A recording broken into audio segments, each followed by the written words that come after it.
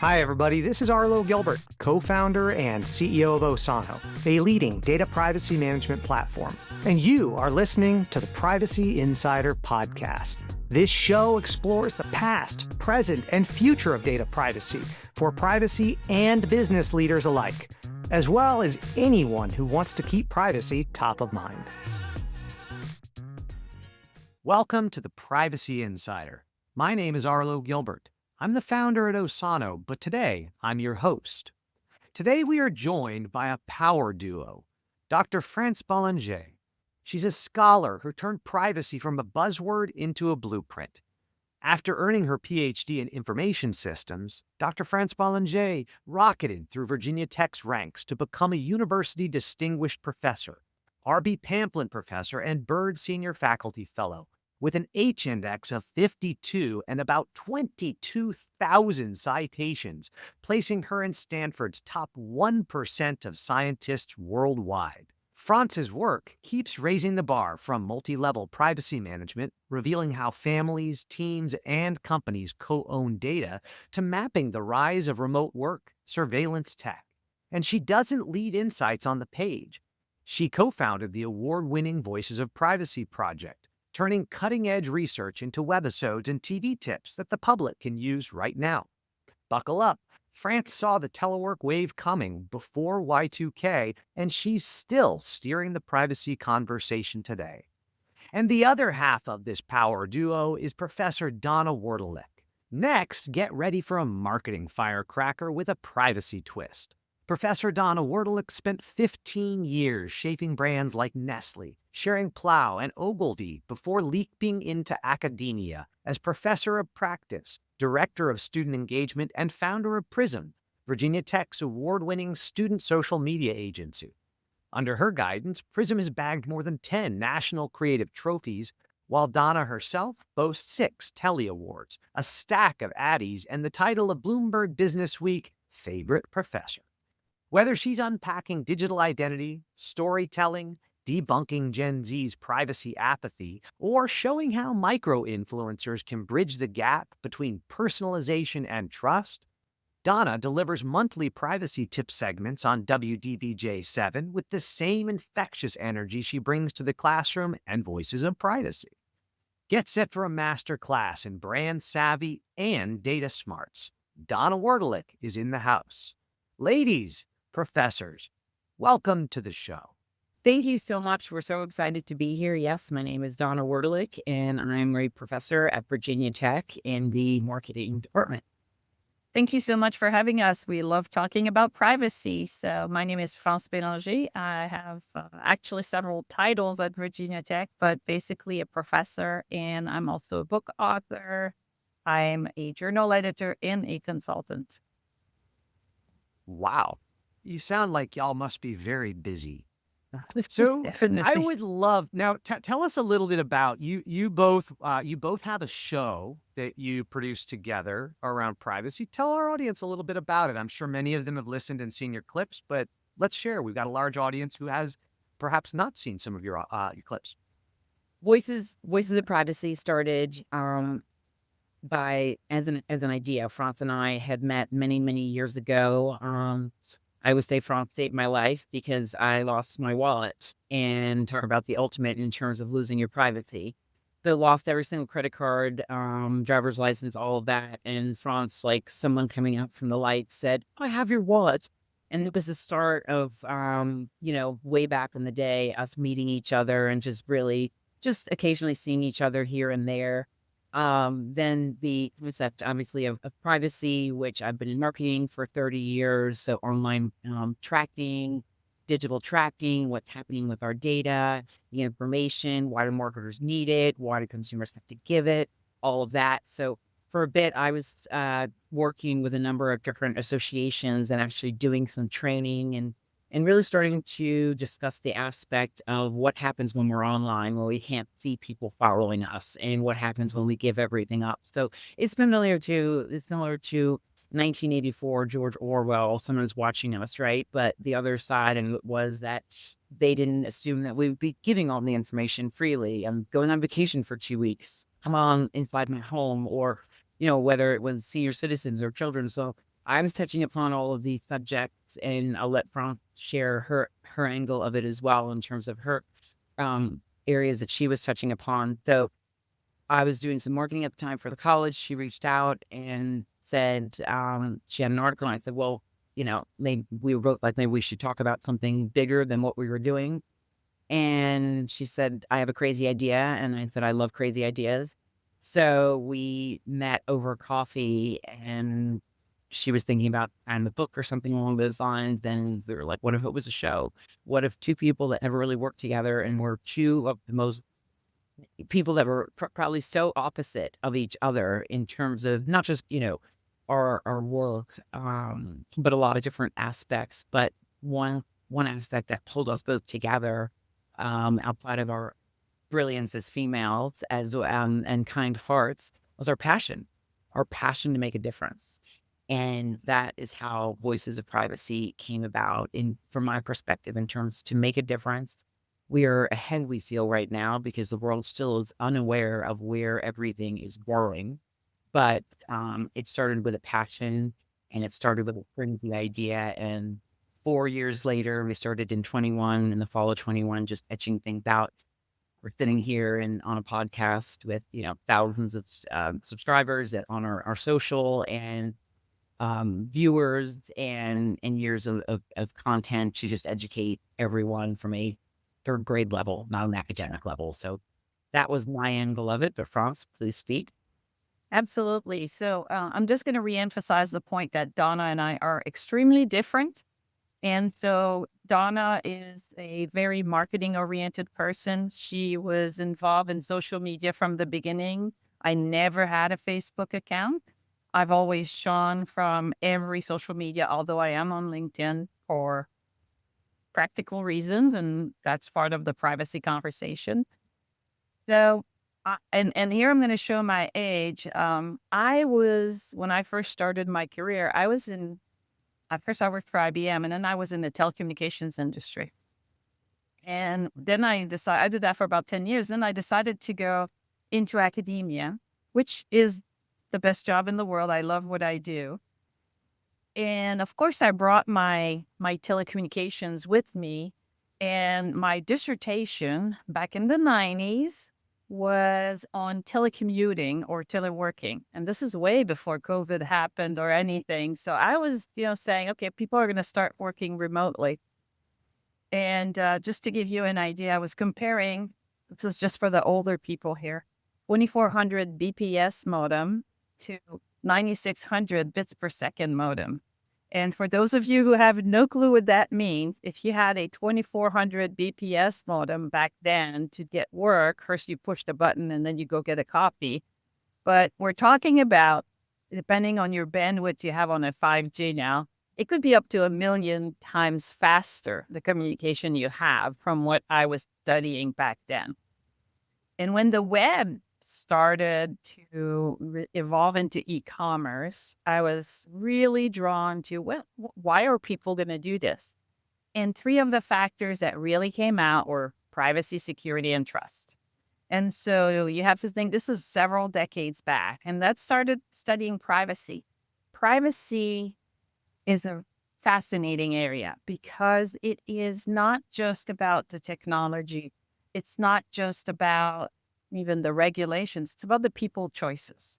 And so that people aspect, the fact that people have a role to play in privacy, has kept me super interested.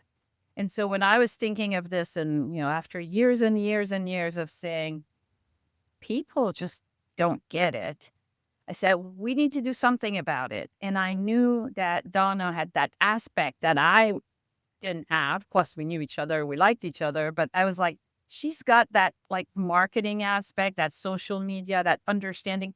And really, in many ways, the opposite of what I was fighting for, which is digital tracking. And so it was like, I didn't even hesitate. It was like, she's the person I want to work with. And that's how we ended up creating Voices of Privacy. And since the beginning, it's always been about trying to educate everybody. We're not saying you shouldn't use the web, you shouldn't be online, we shouldn't talk to Arlo because there's a video of us. It's about making decisions. Yeah, and informed choices and informed consent are kind of important. So I have to ask, marketing and privacy, they're usually at odds with each other. Do the two of you find that this relationship has sources of conflict because of the two different backgrounds? I'll speak for both of us and say that we respect each other's background and history. So my background, 30 years in marketing, working for Nestle and working for, all sorts of pharmaceutical products companies. But there was always an aspect within my marketing of advocacy. So one of my big projects I worked on was Dove Real Beauty. And it was really breaking the seal of what women felt were perfection. So that kind of got me on the advocacy route in terms of we need to put out marketing that's real, that's authentic versus really, really impacting at the time young girls' lives and, creating all sorts of things. So as we've watched, and we were the first ones to, at the college, et cetera, to launch social and all the platforms because we need to be there. That's where our generational cohort were coming in. They expect us to have that education, especially in the marketing department field. So that's what I primarily focus on. But seeing, it was a little bit over a decade ago, I think I started to present to the Virginia Tech football team. And it was about curating for good. What kind of content can you put out there that if you saw or your child or your grandchild saw would really make you proud? So it's not about going off camera. It's being on and being very intentional. I have learned more than a lifetime of insights from France. I find myself absolutely honored. I respect France so much. She is a global scholar. She is a confidant. I learn from her every single day. And I think we have more fun than back and forth. It's like, oh, I didn't know that. Oh, okay, that's good. So it really is. And I think it's because we are the right people to do it. And other people, I think they might come from different angles, but we really are trying to do the same thing. We have the same goals. So I think that helps. But France, obviously. That's amazing. And I have to say, I remember that Dove campaign so vividly. It was really groundbreaking. It was the first time that any beauty company had ever gone out, well, at least to my knowledge, that a beauty company with that kind of reach had gone outside of the standard of what do you see on the cover of the magazine? Does that represent reality or does it represent some distorted story that we're telling? I love that. So you're definitely one of the good marketers using your powers for good, not for evil. That's wonderful.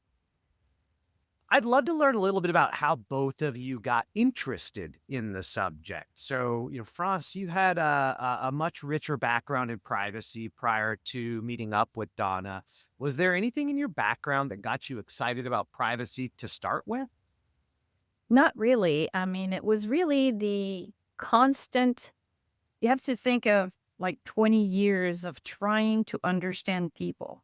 And I remember doing an interview with somebody that says, "Is your background psychology?" And I said, "No, but by default, you become a psychologist when you try to understand people behavior, both in security and privacy." And in the and I have done research in both. And I made a conscious decision at one point, really focus on the privacy because in security, we're trying to get the power away from the users. I mean, if you don't want to use a strong password, tough luck. You're just not going to get into the system. And so slowly we're trying to do that. But the people who still click on that link, the people who still share thing, the people, I mean, we have so many stories, Donna and I, and people we know, people, some very close persons to us that have been hacked or scammed or all of that. But just like it never ends, seriously. And so that's when I made the decision. I said, we have to really focus understanding the people. And also, and I'll just bring this very temporarily, is the aspect of the organization. What I've seen in organizations 20 years ago in cybersecurity, where it was nobody knew, and now they're starting to know. In the privacy world, they don't know right now. It is completely, I call it the Wild West, because they don't know. They don't know what they have and the power. And I'm sure you're going to talk about technology soon, but the power of the technology to collect more and more and more data, to process data, to not, for people not to know that it's being collected. All of that, it's getting into this organization. Some are consciously thinking about, oh, now we really have to be, good stewards of that. Others don't even know what they have. And yet others are like, oh, how can we use that? But that world is really the Wild West right now to me. So I didn't quite answer your question about why I got into this, but I can tell you why I'm passionate about it. Fair enough. I think that all that matters is that it's the authentic you. So I'm really curious. It's a long time for it to still be the Wild West, because it sounds like we all got online around the same era, and back then they were calling it the Wild West, and then 10 years later they were calling it the Wild West. Do we have any hope that this will not be the Wild West someday soon?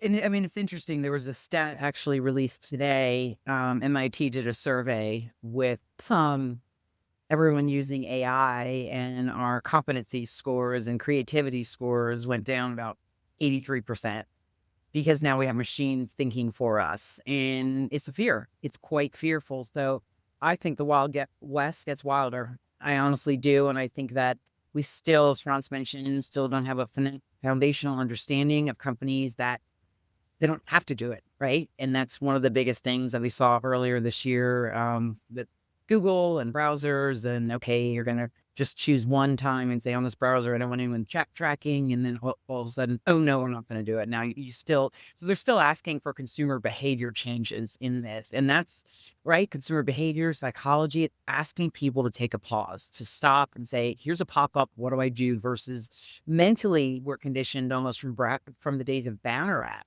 to be like, click it away, click it away, click it away. So it kind of serves as that thing. So do we need a different prompt for consumers to understand how important it is? Because it really is. It's going to come from an integrated source. It's going to come from educators. It's going to come from policy. It's going to come from families and students. And, everyone really embracing this, but understanding, that they do have the power, but they need to take that power over quickly before other things occur. And we've seen them. So I think from my perspective, I think it's getting wilder.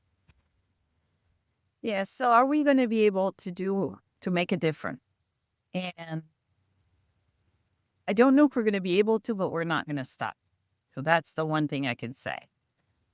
We do believe that, if you look at the old movies and you see all the science fiction about people talking to their watches and numbering way back here, or, the data, and you can't walk on the street without being recognized, we're pretty much there.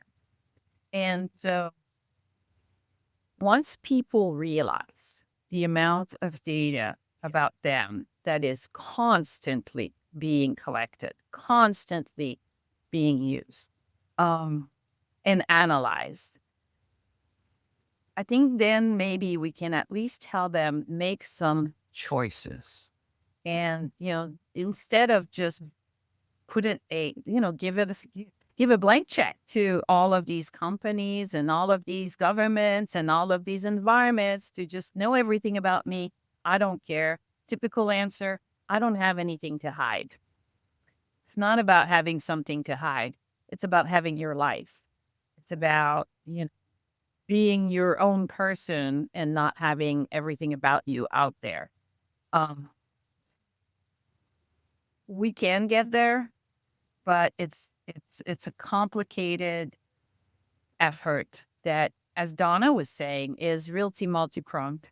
It needs to come from the organizations producing the product, well, probably more or better regulation, and the people really having that understanding that they still don't have. Amazing. When you look back at the history of the internet, when we think about the path that took us here, my memory is that when we began, the internet was a pretty open, safe, their place. There wasn't really anything that could be collected about you other than perhaps a username and a password, or maybe they wanted to know your birth date so they could, show you a graphic on the website on your birthday or something along those lines. It was always so innocent. And we were all trained that it was safe and okay to fill these things out. It was open. And, we had we had a guest some time ago where we talked about the way that marketing has very effectively used signals across lots of different things to be able to cross correlate identity. So we often talk to people and they say, well, for example, maybe my zip code, right? That's not personal information. My zip code, there are thousands and thousands of people who live here. We said, yeah, okay. And then you went to another website and they asked you for your last name and your date of birth. And then it turns out that one company bought both of those websites. Now they know your zip code, your date of birth, and your name. They definitely know exactly where you live. They know what you order. It's this amazing ecosystem that it feels like it almost sprung out accidentally of, solving problems around, well, I need to make money on this website that it costs me a lot of money to host. So I need to run some banners. Oh no, the banner prices are going down. Well, this company's offering better banner prices. I'll use them, right? And it became this slippery slope that somehow has gotten us to the point now where if you've ever spoken online, if you've ever been on a video, the AI can now clone you and call your family and pretend to be you. It's really amazing how we've gotten here. So I'd love to talk a little bit about your specific work. So, France, you've spent a great deal of time in academia talking about privacy. And I guess the first question that really comes to mind whenever I hear talk about teaching of privacy, how do you deal with all the apathy? Because there are a lot of people who say, hey, I don't mind sharing my name or I don't mind sharing my email. But often what we hear is, I don't like it, but they've kind of won. The game's over. They won. Big tech has dominated. Now I'm just a pawn in their machine. How do you think about that? Well, so from an educational point of view, I'm a big fan of what's called learner-centered education. And so from an education point of view, you have to make them do things. And so one of the initiatives that actually was Donna's idea, we have created these videos where students are forced to go and do something. Like, go watch this, how to fix my settings on my phone. Go watch how to do my Facebook, settings. And so when people do it, it's easier to train them after they've done it to see what is there, right? To see what the issues are, to see the choices they have. So I'm very much of a fan of, let's get them into we call them learning activities, and then we'll explain the reasoning behind. So from an education point of view, I think that's really the only way they're going to get there. If we were able to start way back when they were younger, then they would develop these habits, right? We want to develop habits. So very simple example. Your phone changes operating system every 3, 4, 5, 6 months, right? There's an update.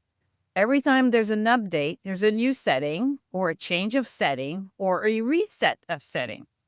Well, a habit is you do this, then you go check the settings. Nobody does that, but you should. And so if we can start building these habits that people have kind of a second nature, right? Then I think that it would help in solving the problem. One of my favorite things to say is, if you had to take a step for every click you have made since you woke up this morning, how far would you walk? How many clicks have you taken? How many people have walked with you that you have no idea? How many people have walked with your children, with your parents? They have no idea that they're surround sounding and attaching themselves to us, attaching themselves when we go from Facebook to a store, to anything along those lines. So, we start by trying to explain that to a certain perspective to students to understand, and then start with the analogy of okay, you don't care about privacy. And this does differ between generational cohorts, I will say. And so for the one now in terms of Gen Z, because Gen Alpha is coming up and that's very interesting, some of the habits that they're developing. But for Gen Z, it's as if to say, so if you don't care anything about privacy online, the offline, you must always keep all your doors open, all the money on on your table and jewelry and cash, because there's no worry for you. Oh, no, no, no, it is. So for us to be able to bridge the virtual and the physical, like phygital is what we kind of call it, and create that environment of habits, as Franz has spoken of, because it truly is on the user. They know how complacent people are, especially with different age stages, whether you're complacent or you just don't understand your technology is not my thing. And that's how people get targeted. So I think from the long road down in terms of education, and as we see it going into immersive, I mean, we learn in headsets now. We're in, the metaverse teaching, and now we're as avatars. So that's a whole other next level that we're going to with not even ourselves and putting ourselves out there as avatars. So it goes on, obviously. And I think it's habit forming. I think it starts early in the schools, what is going to be really, really needed, and I think there have been some good roadways that we've made, but I think things are coming at us so fast and so furious. And with the world as it is, I just don't think that people have time. So let me ask, you both are educators and you both predominantly focus on teaching, collegiate level, perhaps graduate student level education. But it sounds like both of you are saying that this has to start a lot earlier. Because I know that by the time I got to college, I had a lot of formed habits already that I wasn't going to change. And now at a much, much later age, it's even harder to change who I am. So if you both are talking about earlier education, how do you make that happen? Because it seems like that's a lot of people and a lot of minds to change, and perhaps even getting support of educational institutions and districts and counties and countries. How do you approach that? Where do you start? I think we start by convincing. You have to convince the school systems of the importance of doing this. But it really starts with the parents. When the parents demand it, I think it's got more of a chance to happen. And unfortunately, before they demand it, parents need to understand the issues. And so one of our episodes was on sharenting. Sharenting is parents sharing all these pictures and information about their children online, like on Instagram. And I don't know how many parents I've talked to, they don't realize that their photos have tagging information with them. So if I start posting a picture of my child at the playground, I don't know, once a week, and so every Tuesday, this child is at that playground, I've just given a lot of information to somebody out there. And this is on top of all the issues of, bullying and, that can happen and all of that from having these pictures. But even just the information they're sharing about their child. And there's also a marketing side. Well, the marketing people are also collecting this information about, the children and building life profiles of children. And they'll follow them till later in life. But just from a security point of view, to have all of that posted there. So if parents, for various reasons, some that are because they think it's good, others that are self-oriented, are doing all of that, well, we need to educate the parents first so that they say, we do need to do something for our children to start understanding it's about the value of data, right? Once they understand the value of data, and we need to give them tools for, protective settings, I think we're going to make a step in the direction. So we've already contacted schools. We've already talked to some county, but we need a very broad effort for this to happen, which of course would need to be supported in many ways because we only have 24 hours a day each still, not quite to do the privacy. And so, but yeah, this is something we believe in, that it needs to start very early, understand the value of data, understand the basics of protection, and to not give up. And if you also look at it too, just tagging on to this, some companies have encouraged us to share. So even if you look at Google, Google does a great campaign of, a dad and his daughter. And from the very start, and every day they take a picture, right? And at the end, it's this beautiful commercial of this relationship this father and daughter had for so long. So they're encouraging people to do that, which is memories, which is fine. But then it goes back, Arlo, to your point where you were saying, when web started, everyone was like, oh, it's a safe space. It's okay. And then you add on to that, oh, it's a social media space. It's just my friends that are saying this. And you're never imagining the quiet stalkers, the people that are just watching your photos and looking at everything. We have shown there's a great PSA, public service announcement video out of UK called Without Consent. And it will scare the dallies out of you because it really showcases it. AI ages up a girl from 5 years old to 18 and everything that happened to her life because her parents put her online, and it was very simple things. So, and it's a really scary world, and we don't want to go out and promote with fear, but some of the things that we have seen behind the scenes, and these are children, really fires us up. So we need, whether it's policy or school policies or corporations being held further. We know years ago that, Mark Zuckerberg was on, with Senate, and that was more mind-blowing, I think, than anything else because they were not understanding even what social media was. And it was kind of like we have amazing Senate, right? You grow up, you believe in all of this, and they're not even understanding what data is or is not shared. And it kind of put us in a position of, how we're governed. They don't even understand the technologies. How can they help us or help the company? So that was a big eye-opening, I think.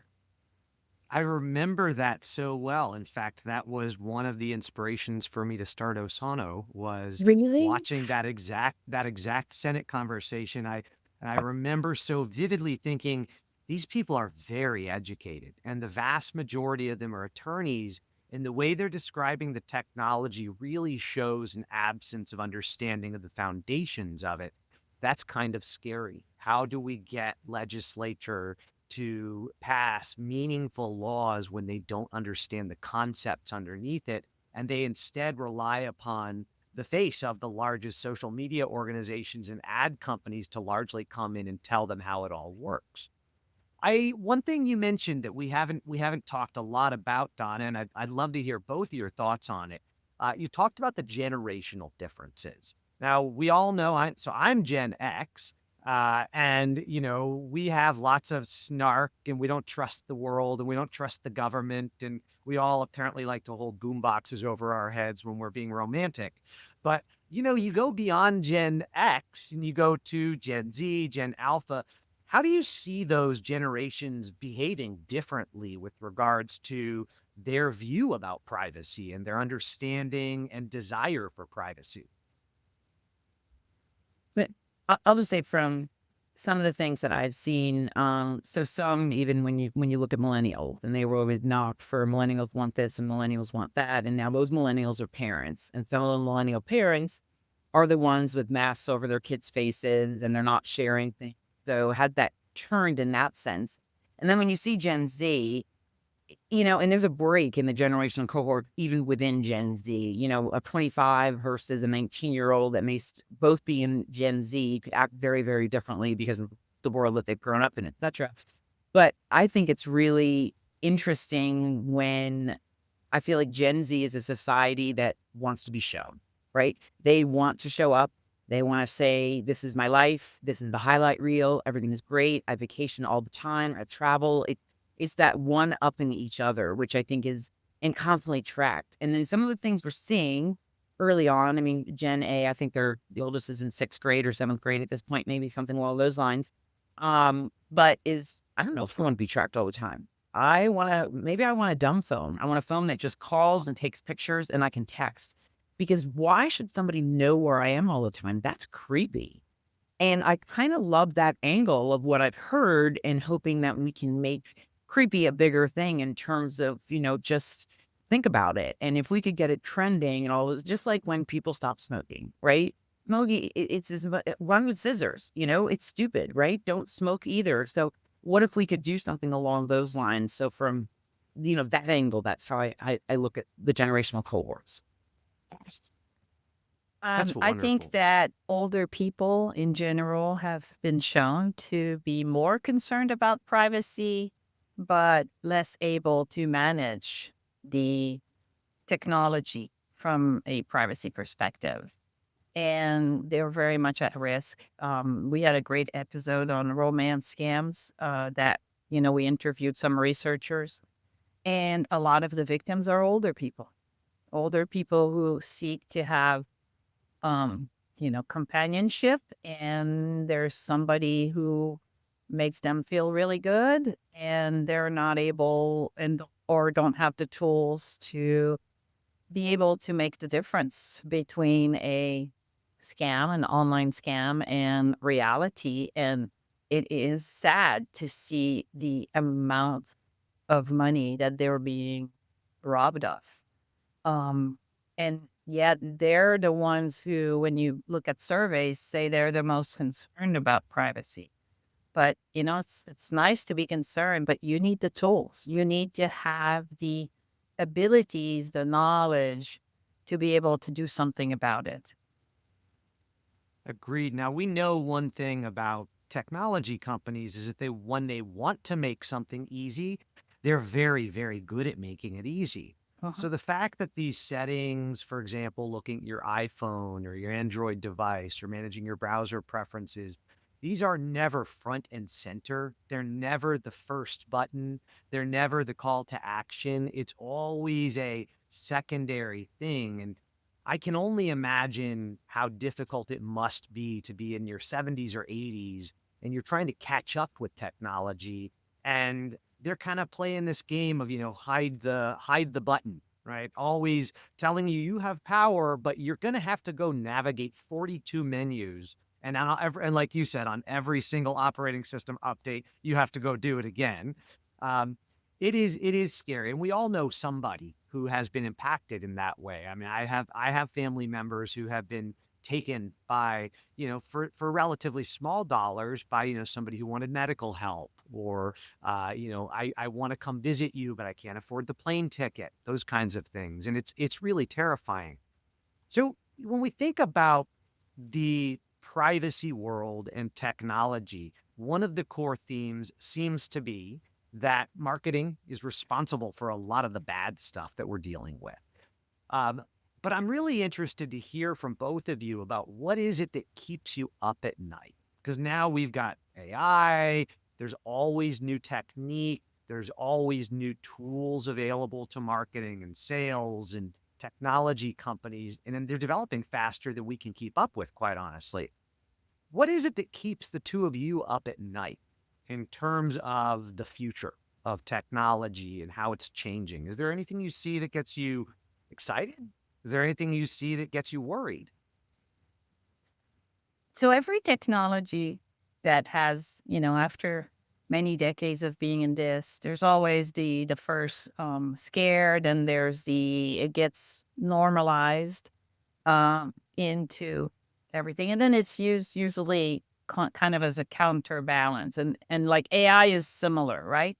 So AI has a lot of privacy issues. I mean, scraping of our data that we never agreed to let any companies use. All of the things we were talking about before, Arlo, where, you can pretend to be somebody so easily, all the deep fakes, everything like that. Very, very scary. At the same time, there are some efforts to use the AI to help, recognize, boom, alert, this is a scam. Boom, this person's not real. So there are efforts to do that. I'm concerned, from like my personal point of view, is that we are at a point where the surveillance is literally everywhere. And so it sounds bad, but when I walk into a room, I spot all the cameras now. It's just, I don't even think about it, but I spot where all the cameras are. Maybe because of what I do. Not that I have nothing to hide, but Do I really want people to know how long I was at the coffee shop and how long it took me to park my car properly in the parking spot or all of these things? No, I don't want that, but I don't have a choice. And, we go back to this idea of choice. There are things I can choose. I can choose not to have a Facebook account. I can choose not to say on LinkedIn that, oh, by the way, I'm going to this in the next 3 weeks. It's my choice to be careful. It's my choice to not have all the tagging on my photos. But when I look at my photos, it doesn't tell me which day, time, hour, and who was with me that I actually took this picture. I have to remember it myself, but it's a choice. So there are things I choose. There are things that we don't choose. And it is a little scary to me that and we go back to this idea of the films, we are going back to these hyper, known society where everything is known about you. And I don't want people to give up. That's fantastic. Donna, how about yourself? Well, a lot of things keep me up at night. But, I think it is invasion of privacy, and I think without most people's knowledge, do I worry that we're all going to turn into robots and really lose sight of ourselves? Not 100%, but it's there. It's definitely there. And that worries me in terms of our cognitive skills. Younger generations, without using their creativity and the ability to problem solve in a unique way versus having a machine do it. So for the younger students, I really, really worry, but I still always worry about hack and my parents and older people, and how many times I can't be Superman and fly around and say, wait, you're getting hacked, or don't hang up that phone, etc., because it is coming at such a speed of light. And I think that like I said, there was a concept called this uncanny valley years and years ago, and it was, can you detect the robots from the real, right? And if you look at it now, and we've done lots of tests on AI, and it's machine learning, it keeps getting better and better, but there were points when you could see it was AI because the neck was shut down and it didn't look real, and now they have all these nuances to it. So when does it stop? When does it stop? And if it's used for good, like Franz said, in terms of, yes, this is a stalker, this and that, but we have a lot of bad out in the world, and a lot of, Franz was referring to an interview we did. And the interview was kind of mind blowing because, for these people that are stalking and stealing from older people, younger people, etc., in their countries, they're viewed as they're viewed as heroes because they're saving the community. So it's the Robin Hood concept, taking from the rich and giving to the poor. So there's police that do nothing in their countries, priests that support them. So it's so disconnected. And it is such a world where we only look at it from the US lens. If we looked globally, and if more people knew globally who was on the other side of that phone or on that computer, it would blow their mind. It really would. Well, so we talked about global, and that's a key word here. We've seen some countries that have really, or some regions, I should say, that have made privacy a true human right, a foundation of being a citizen. And of course, we're talking about the European GDPR. They were bold in those steps, and they have created a lot of change in the world as a result of their European approach. Do you think that we have much chance in America of being able to institute some level of privacy rights in the same way that our European counterparts so wonderfully have now? We have had multiple administrations. We've seen this discussed across both the left and the right. It seems like an area where there's consensus. However, we now see bills being floated that will eliminate all regulation of AI for the next 10 years and preempt state rights. My reading is there's still a little bit of a lack of clarity on whether that means that states can actually enforce any of their privacy regulations. against companies who are leveraging these tools and the companies that are developing the models. I'm just really curious. The two of you spend so much time looking at these things, thinking about education and thinking about the global approach. Do we have any hope in America? I think right now it's a pretty scary time because I think we are seeing some rollback of some progress. I think the states are fighting back. Um, I don't know that we have the momentum to reach the GDPR level, but there are a lot of people trying to push for privacy in the country. Mm, I think as long as people see privacy as a hindrance, as opposed to being part of value, it's going to be harder. If they step back and think of, not that, oh, if I have privacy, it stops me from doing things because I have to keep things private, but they find a better way to leverage that, I think that it would be a more positive and more likely outcome. Now, I do want to comment on these laws, though, because if you think of GDPR, lots of great things in GDPR, uh, privacy viewed as a human right. Um, all these cookie messages that we all see now that really annoy us come from GDPR. And so the problem is, even if you have the ideas for the laws, how they're implemented can be problematic. And so the idea of GDPR with the cookies was to give everybody more knowledge because people didn't understand what cookies were, still don't, but anyway. And to give that idea that, well, you get to pick what is shared, right? And that's fine. But the way it's implemented is accept all or reject all. And we know that reject all in the minds of people means I won't have access to everything I want on the website. And so the real solution is to click manage and then to usually the good sites, when you click manage, will have everything turned off by default except necessary. And then you click confirm. Well, that's an extra step that I have to do every single time I go to a website.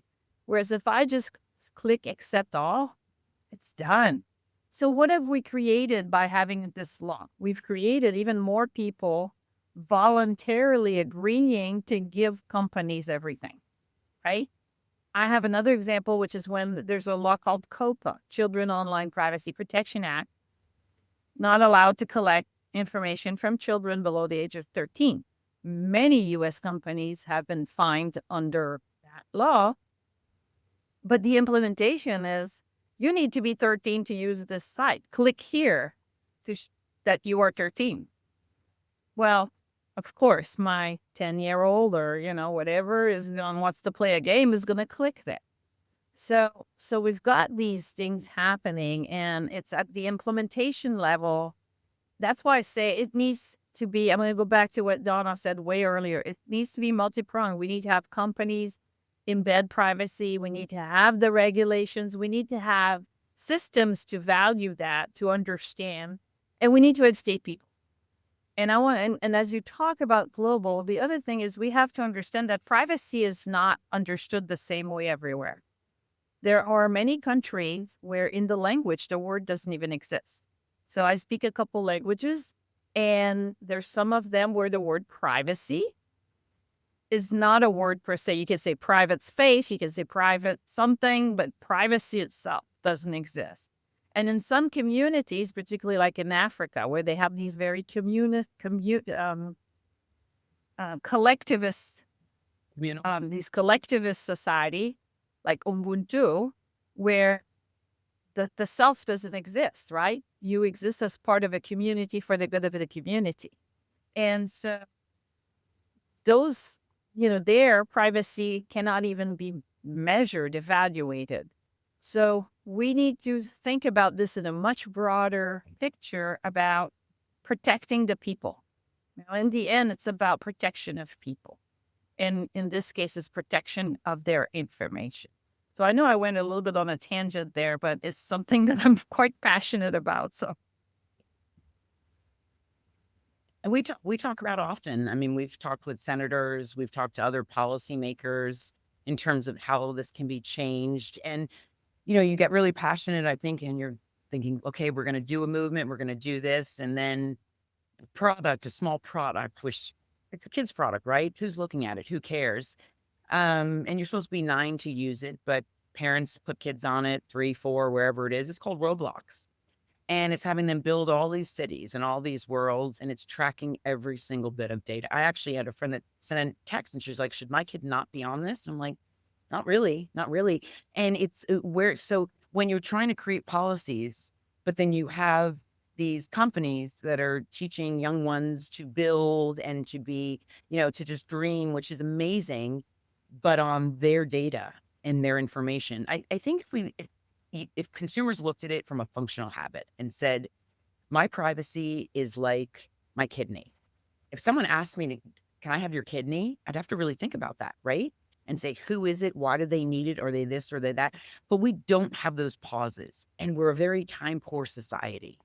And they're very different around the world in terms of how they view time, how they do things private, how they advertise, how they market. It's quite different. And there's a reason why the US, I think, is where it's at. But there's a lot of US, global companies that operate in the US that have to adhere to GDPR. So maybe the more we get, but I don't think we're anywhere close, sadly. Yeah, I would agree with both of you. And it sounds like you know a lot more about this than me. So I'm going to go ahead and take your word as the gospel here. So we've taken a bit of time talking about a number of topics. And one of the things we always like to do is just remember that behind these big brains are real people. And, we talk a lot about privacy in kind of a finger wagging way, oftentimes, right? Here's what you should do. Here's what you should do. Here's what you should do.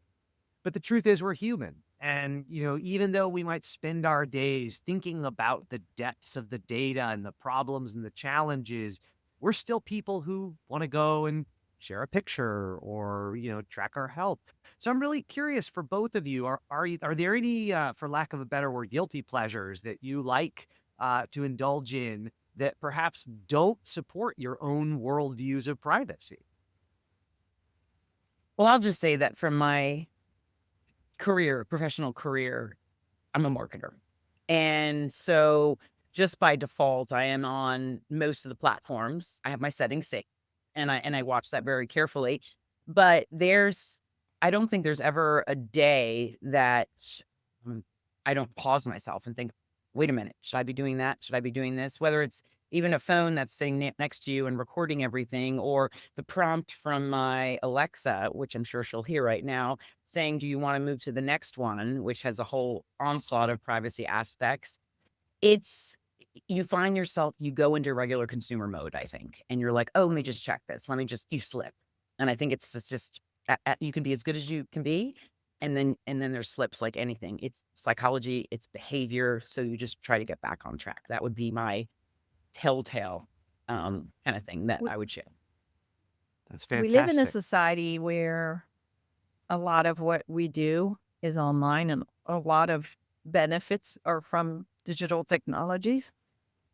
And so we're just people like others who want to have some of the benefits. And, in our academic world, there's this idea of the privacy calculus, right? The costs and benefits, and the cost is everything we've talked about, but the benefits are there.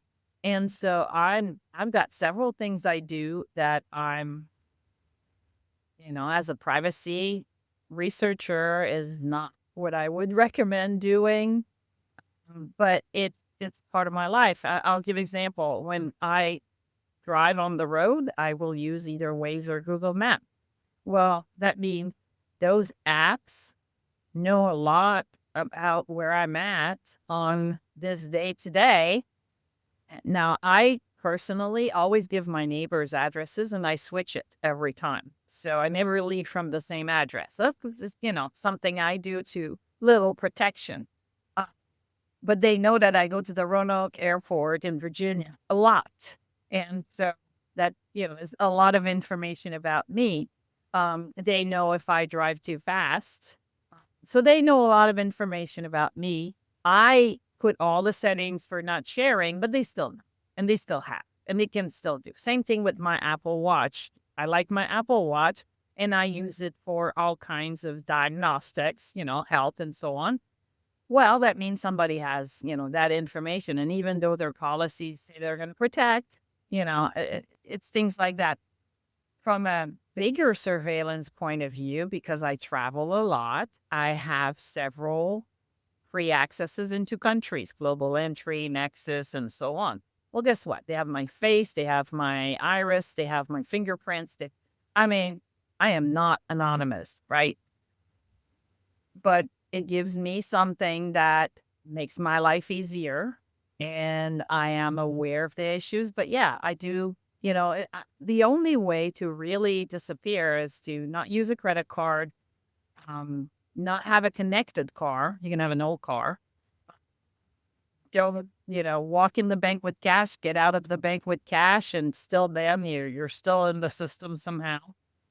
Or live in the woods. Like you are right now, Arlo. You're in the woods. Indeed. I'm hiding off in the woods, protecting my privacy. Yes, except now the whole world knows that I'm in the woods protecting my privacy. It's easy to see, I often, when we talk to guests about this topic, it's a little disheartening in some way because it's so easy to see that slippery slope that consumers can go down.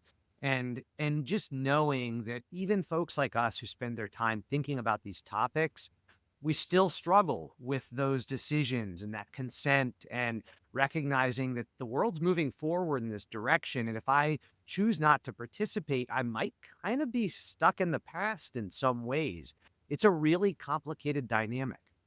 So, look, I don't want to spend the entire day that you have interviewing you. And so we will let you go. But I just wanted to let our audience know, first and foremost, if you are interested in learning more about the work that either of these amazing women have done, please go to voicesofprivacy.com.